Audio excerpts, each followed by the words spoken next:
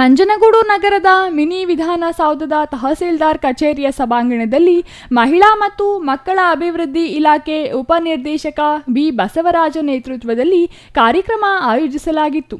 ಪೋಷಣ್ ಅಭಿಯಾನ ಕಾರ್ಯಕ್ರಮದಲ್ಲಿ 2 ಗರ್ಭಿಣಿಯರಿಗೆ ಸೀಮಂತ ಏರ್ಪಡಿಸಲಾಗಿತ್ತು.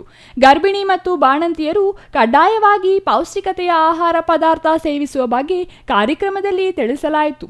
ದಿನನಿತ್ಯ ಗರ್ಭಿಣಿ ಬಾಣಂತಿ ಮಹಿಳೆಯರು ಸೇವಿಸಬೇಕಾದ ಹಣ್ಣು ತರಕಾರಿ, ಮೊಟ್ಟೆ, ಮೊಳಕೆ ಕಾಳುಗಳ ಬಗ್ಗೆ ವಿವಿಧ ಬಗೆಯ ಹಣ್ಣು ತರಕಾರಿಗಳ ಸಂಗ್ರಹ ಮಾಡಿ ಕಾರ್ಯಕ್ರಮದಲ್ಲಿ ಹಾಜರಿದ್ದ ಸಭಿಕರು ವೀಕ್ಷಣೆ ಮಾಡಿ ಮೆಚ್ಚುಗೆ ವ್ಯಕ್ತಪಡಿಸಿದರು. ಶಿಶು ಅಭಿವೃದ್ಧಿ ಯೋಜನಾಧಿಕಾರಿ ಭವ್ಯಶ್ರೀ ಮಾತನಾಡಿ, ನಂಜನಗೂಡು ತಾಲೂಕಿನಲ್ಲಿ 2018ರಿಂದಲೂ ಪ್ರತಿ ವರ್ಷ ಸೆಪ್ಟೆಂಬರ್ನಲ್ಲಿ ಪೋಷಣ್ ಮಾಸಾಚರಣೆ ಪ್ರತಿ ಹಳ್ಳಿಯಲ್ಲಿಯೂ ಆಚರಿಸಲಾಗುತ್ತಿದೆ. ಗರ್ಭಿಣಿ ಬಾಣಂತಿಯರಲ್ಲಿ ರಕ್ತಹೀನತೆ ತಡೆಯುವುದು, ಮಕ್ಕಳ ಕುಂಠಿತ ಬೆಳವಣಿಗೆ ತಡೆ ಹಿಡಿಯುವುದು ಇದರ ಪ್ರಮುಖ ಉದ್ದೇಶವಾಗಿದೆ.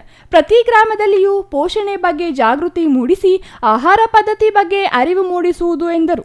ಈ ದಿನ ನಾವು ನಂಜನಗೂಡು ತಾಲೂಕಿನಲ್ಲಿ ಪೋಷಣ್ ಮಾಸಾಚರಣೆಯನ್ನು ಹಮ್ಮಿಕೊಂಡಿದ್ದೇವೆ. ತಾಲೂಕು ಮಟ್ಟದ ಪೋಷಣ್ ಮಾಸಾಚರಣೆಯನ್ನು ಇದು 2018ರಿಂದ ಪ್ರತಿ ವರ್ಷ ನಾವು ಆಚರಿಸ್ಕೊಂಡು ಬಂದಿದ್ದೀವಿ.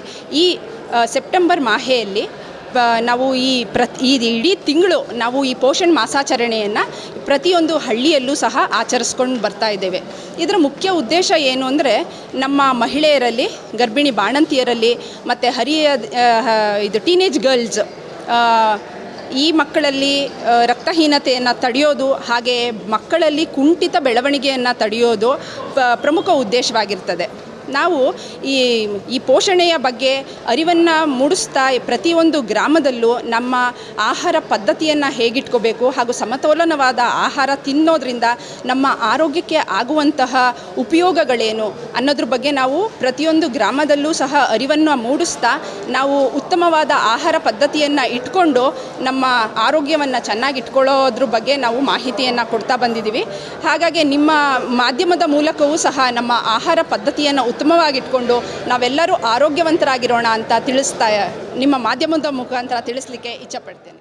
ಉತ್ತಮ ಆಹಾರ ಪದ್ಧತಿಯಿಂದ ಆರೋಗ್ಯ ಕಾಪಾಡಿಕೊಳ್ಳುವ ಮಾಹಿತಿ ಅಂಗನವಾಡಿ ಕಾರ್ಯಕರ್ತರ ಜೊತೆ ನೀಡಲಾಗುವುದು. ಆರೋಗ್ಯವಂತ ಸಮಾಜಕ್ಕೆ ಎಲ್ಲರೂ ಮುಂದಾಗಬೇಕು ಎಂದು ಭವ್ಯಶ್ರೀ ಹೇಳಿದರು. ಇನ್ನು ಈ ಸಂದರ್ಭದಲ್ಲಿ ಶಿಶು ಅಭಿವೃದ್ಧಿ ಇಲಾಖೆ ನಿರೂಪಣಾಧಿಕಾರಿ ಮಂಜುನಾಥ್, ನಗರಸಭಾ ಆಯುಕ್ತ ನಂಜುಂಡಸ್ವಾಮಿ, ತಾಲೂಕು ಆರೋಗ್ಯ ವೈದ್ಯಾಧಿಕಾರಿ ಡಾಕ್ಟರ್ ಈಶ್ವರ್, ವಕೀಲ ಶ್ರೀಕಂಠ ಪ್ರಸಾದ್, ಮುತ್ತುರಾಜ್ ಬಿಳಿಗೆರೆ ಮತ್ತಿತರರು ಹಾಜರಿದ್ದರು. Kumar, CTV news, Nanjangud.